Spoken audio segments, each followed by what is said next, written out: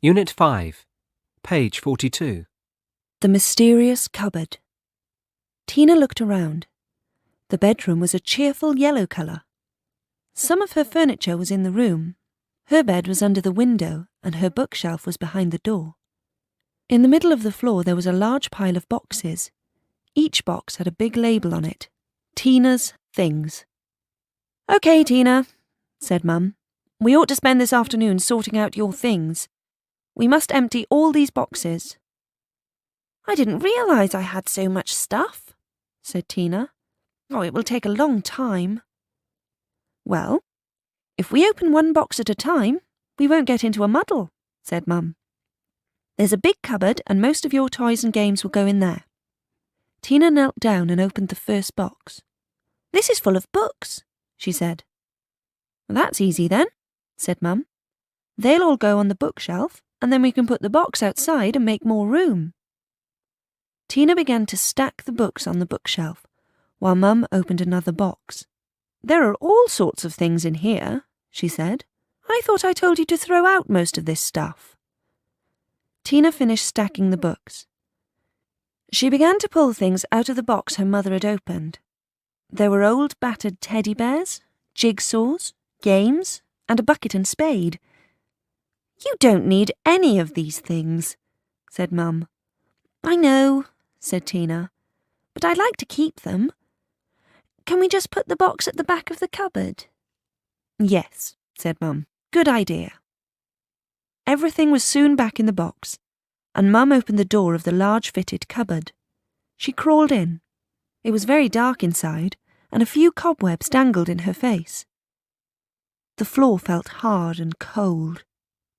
"Tina, put a chair in front of the cupboard door so that it doesn't swing shut," Mum called out from inside the cupboard.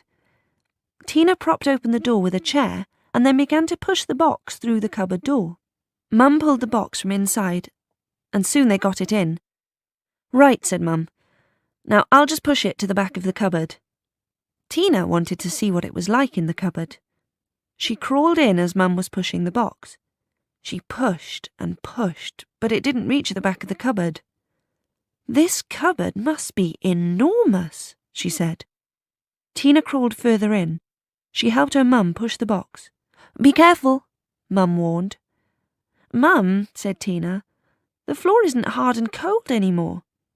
"I know," replied Mum. "It feels powdery, like sand." Tina and her mum crawled further and further into the cupboard. There was more and more sand beneath their hands and feet, and it seemed to be getting lighter. "Look," said Tina. "I can see sunlight." Mum and Tina crawled towards the light. "Where are we?" asked Tina. "Well," said Mum, "I think we are in a cave." They soon found that they could stand up, and they began to walk towards the light. The sand was thick and soft under their feet. Tina suddenly ran forward into the sunlight. "It's a beach!" she cried. "And look, there's the sea.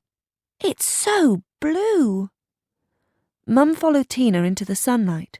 They were standing on a beautiful beach, with golden sand and palm trees swaying in the breeze. "How did we get here?" asked Tina softly. "A more important question is, can we get back again?"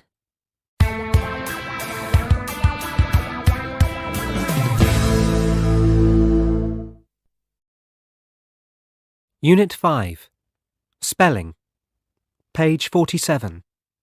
In words ending in T-U-R-E, the sound is ch. Some of her furniture was in the room.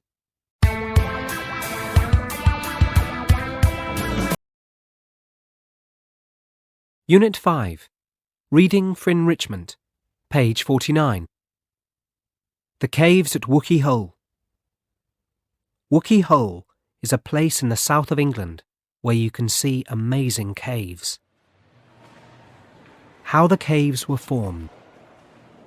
About 400 million years ago, the ocean covered this part of England. When the tiny creatures which lived in the ocean died, they sank to the bottom. Their shells mixed with sand and became rock. This happened over millions of years, so the rock pile grew and grew. When it rained, the water began to wear some of the rock away. It made rivers and streams underground. The rivers and streams cut away some of the rock. Huge caves were formed. What the caves were used for. 50,000 years ago, men lived in the caves in Wookey Hole. They hunted bears and rhinos with stone weapons. Much later on, some other people lived in the cave. We know this because people have found bones and broken pottery. The caves today. The caves are very popular with tourists. They have electric lights so you can see the enormous roof and the lakes that are down there. Divers have reached 60.98 meters down into the underground lakes, but they have not reached the bottom yet.